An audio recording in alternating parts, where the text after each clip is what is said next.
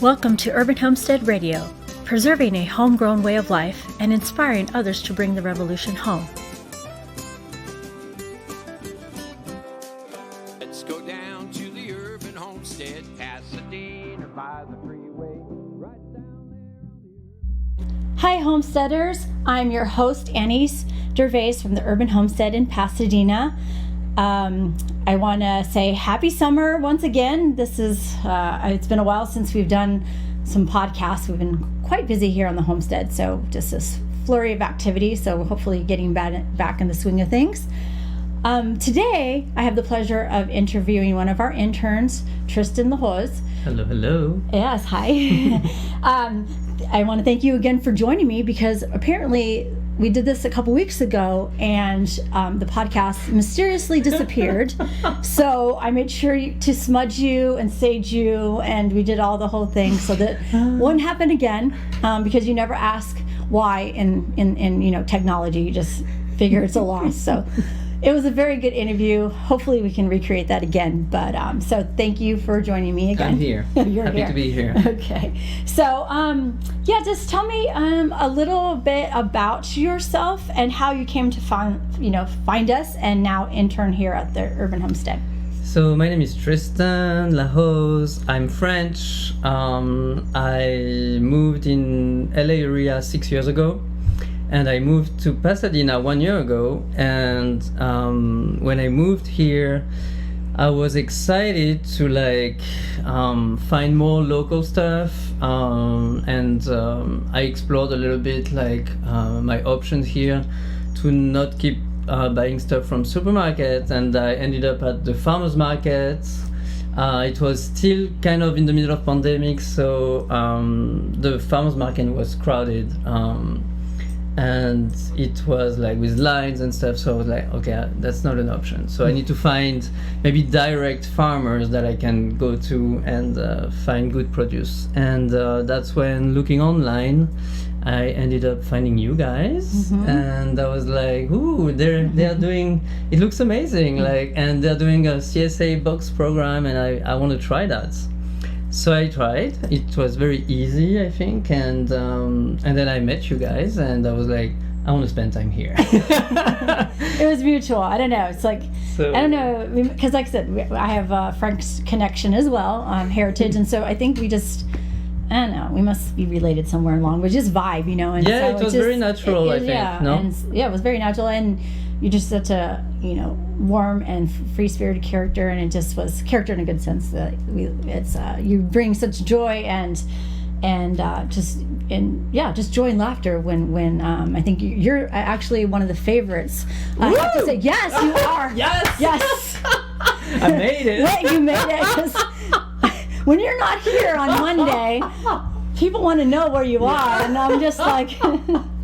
Well, I think it's amazing that you guys offer this opportunity to have us coming just a few hours per week, and just we learn so much and we can share so much, and so yeah, I'm glad I can bring something on my way, and for everything you bring to me. So it's I guess very nice. So you've been volunteering then. So you became a farm box customer during the pandemic. So that was this March or last March. It was actually January. January. Okay, so it's 6 been months ago. Okay, so you've been then volunteering what? Since then, pretty much. Yeah. End of January. Actually. Yeah, and you're already a gardener. I can see from your Instagram photos that you have a beautiful garden at your home in Pasadena as well. So tell us a little bit more of how.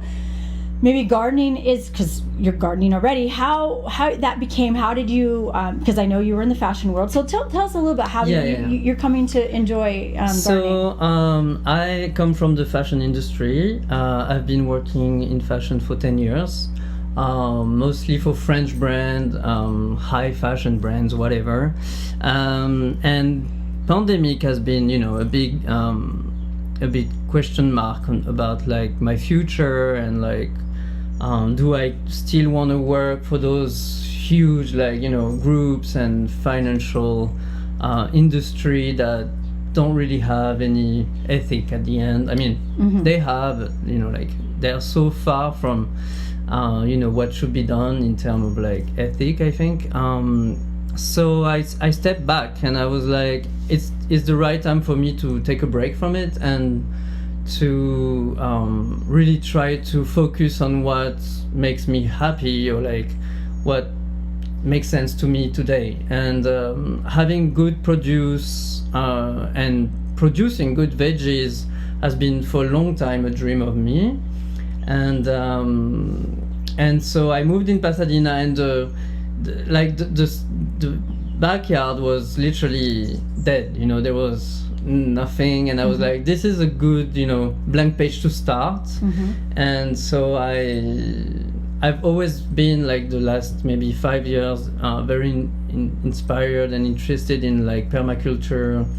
I'm also very excited about Earthship or like all those self-efficient ideas that bring us back to simple ideas, but on an everyday life that at the end is everything can happen locally in your garden with your rain, with your soil, and all this makes a little microsystem that I think is very very exciting, and really like the direction I want in my life now is those things, like.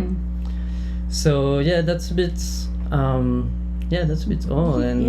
And you told me that of course you're from France. So what part of France? Yeah, so I'm from Bordeaux. I mean, close to Bordeaux, a very small town in the countryside, exactly more like the beginning of the Médoc, where it's famous for the wine, very it's like full of chateaus and wineries, and I'm from this small hometown in the middle of that. And my parents always garden my entire life. They are artists, both of them, musician and painter, and we grew up in art in an art house where we had everything to just express ourselves, whatever it is. And gardening was part of it. There was no borders between art, gardening, farming. My parents have this very small garden, but it's a jungle. It's a bit like here, like must be in our genes or something. The French jungle. I don't know. It's just growing. They try things, and I think the garden today it's so beautiful. They put any seeds in there, it's just growing, because I think like here, after the years, the soil have history, and all the plants help each other, and it's just everything grows crazy and beautiful, and they're in the middle of the city. They can be more central, so it's like roads all around, houses all around, and their garden is a jungle in the middle of the city. See, I knew there was that connection. See, has to. Yeah, there is something, there's for something. sure. Like your garden is really similar, but they have more trees. I don't know how. Yeah, it's very beautiful.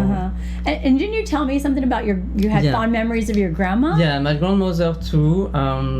So my grandmother is not actually my blood grandmother, but she is someone very important to me in all this, because she was a farmer, and she was working at a very famous market in Bordeaux, where they sell like veggies all night for like all the restaurants and gastronomy, like it's pretty famous in the area. And she was very important in educating us in farming, fishing. We went like hunting mushroom. She had a house at the Cap Ferret, and she would bring us, and we would go with all her friends who were fishermen, and she would wake up us at like 5 a.m. and like, come on, the fish are not gonna wait for you. And she was like, and she was cooking everything. We would go fishing, we would cook right after. We would have lunch at 8 if we had to, because it had to be fresh. And then we would take naps, and then we would keep going hunting mushrooms. And it was, she was such a like. So how old were you then? I think the first holidays our parents left us with her, I was probably 5 or 6. Oh, see, that's beautiful. Yeah, that it was very early. Yeah, that's very good. early. And you got exposed to that. That sounds like amazing. She, I mean, it was, she knew everything, you know, Yeah. like she was like, She why, was- why are you gonna buy something to eat?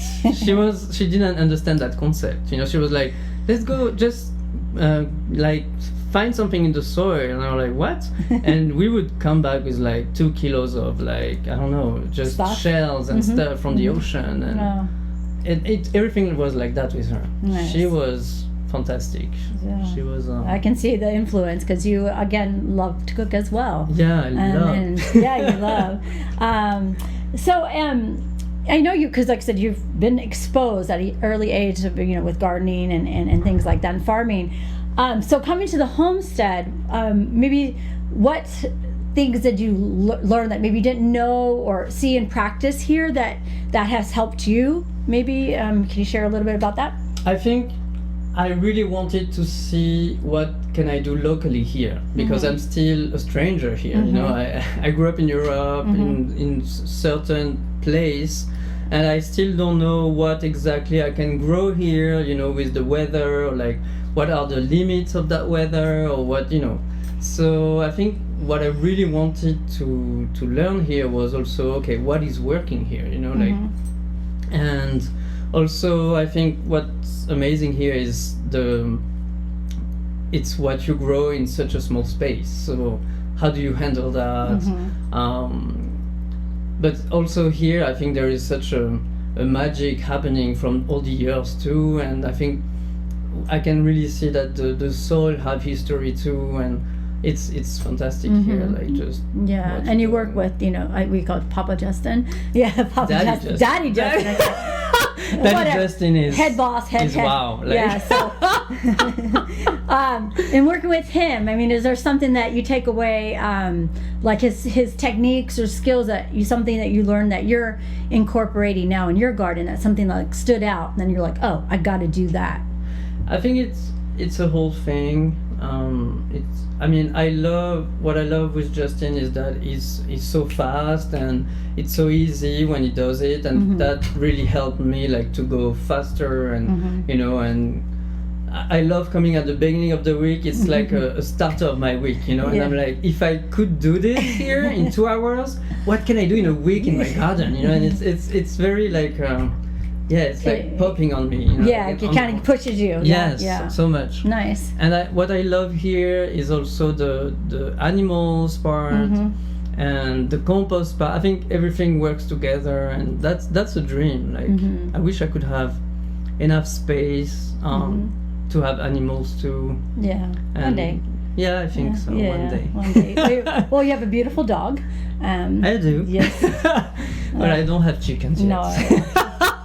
You're getting there, but yeah, and you're like I said, and working with, you know, many hands make light the work. So it's when the volunteers and interns come together and to just see everybody out, it just having fun. It makes the Yeah. work go by so fast. It doesn't seem like work. I mean, though it's, you know, hot or maybe sweaty job, but when people are together, it just makes everything so fun. And we seem to get a great group. And Yeah, I love it. I love how you guys connect and Yeah. just, you know, like bonded and Well, Sanjay, you know, Sanjay. Everybody sometimes knows he's a bit shy, but you know, Sanjay. I- Shy. I got him like, you know, waking up sometimes. Okay, yeah. You guys. No, there is you a guys are very good fun. energy. I think, yeah, the mix of people is great. There is a very nice temperature going on. We all like each other. Yeah. We don't know each other, but we like No. each other because also we're doing this for pleasure, and Yeah.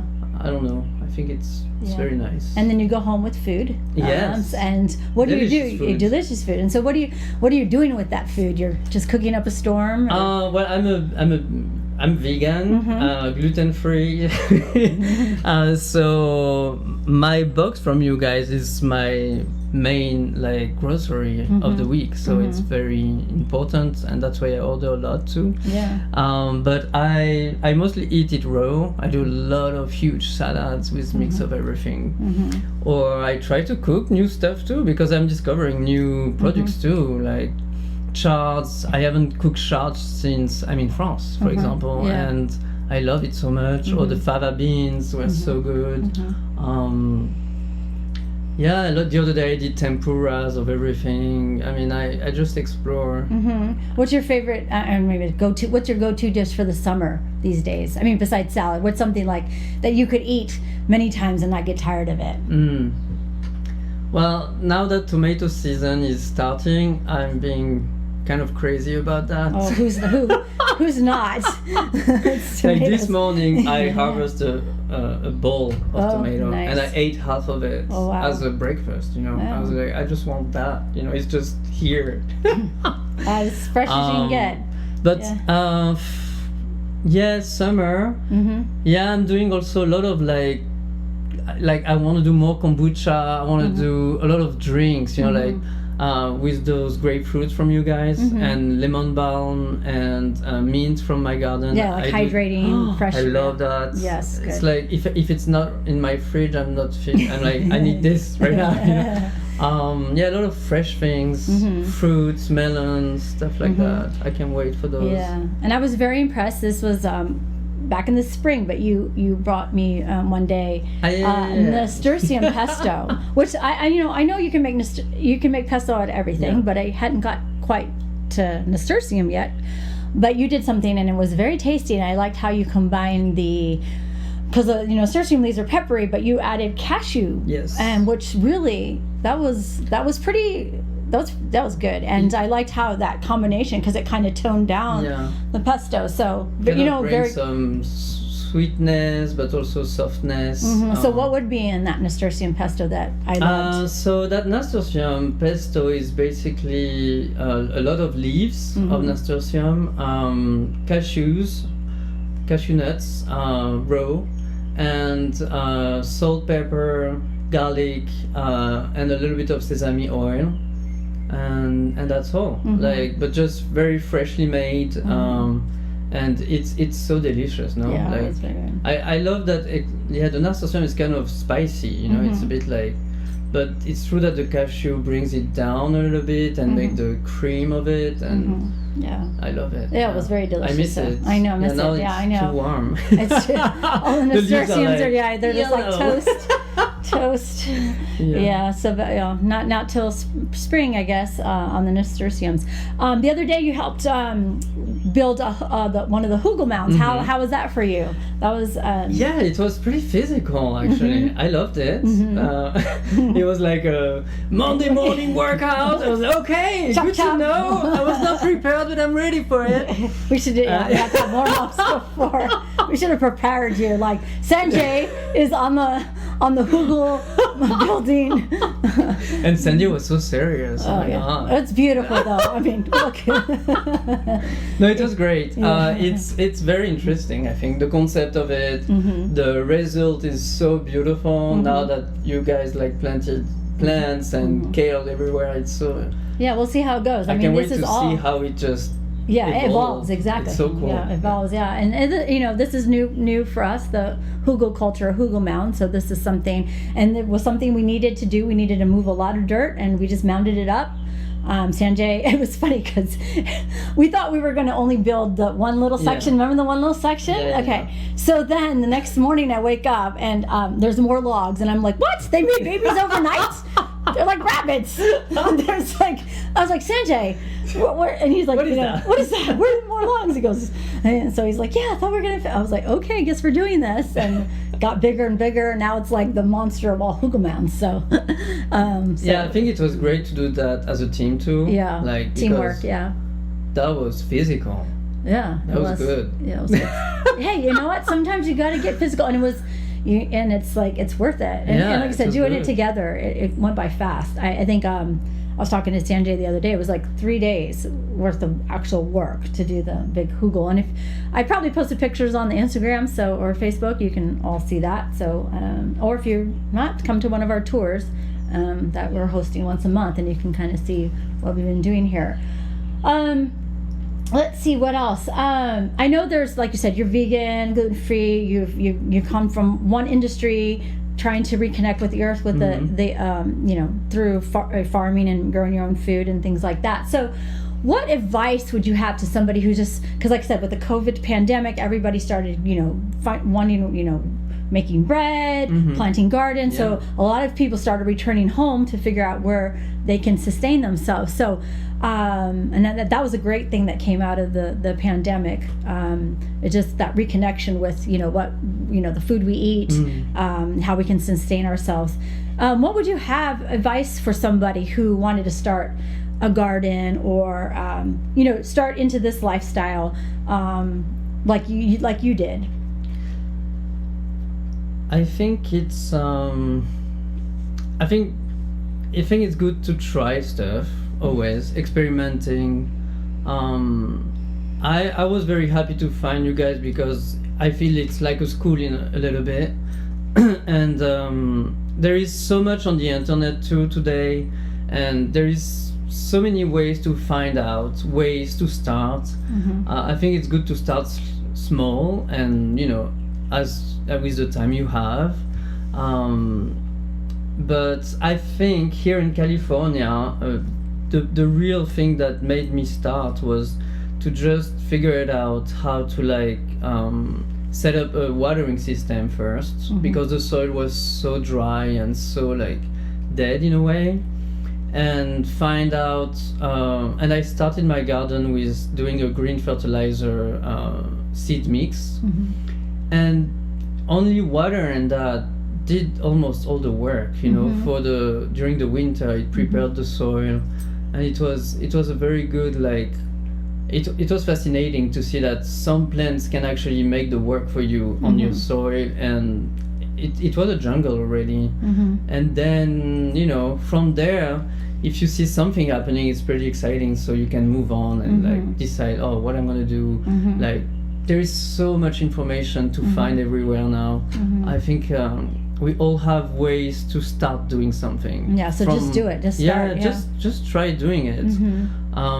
Also, finding local farmers is so good. Here in California, you cannot say there is no farmers. You know what I mean?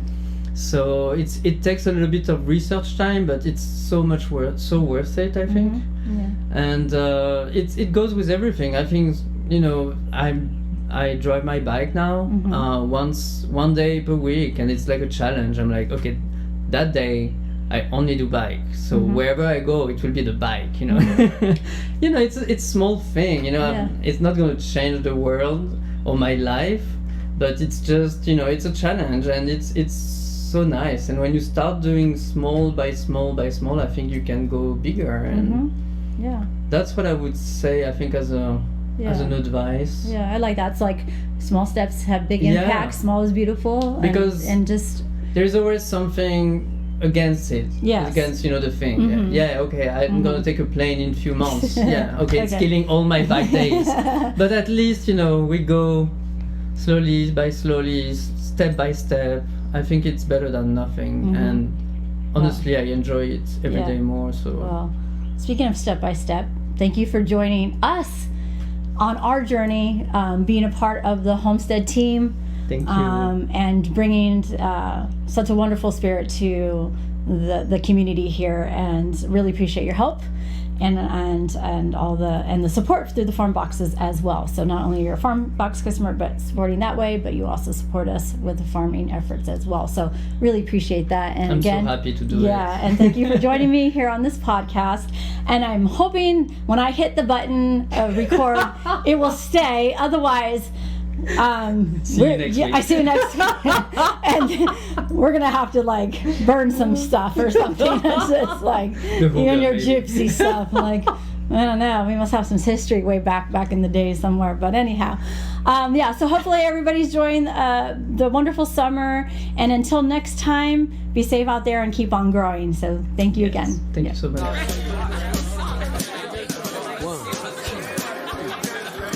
Come on down to the farm in the city, back to the future, back to the plan.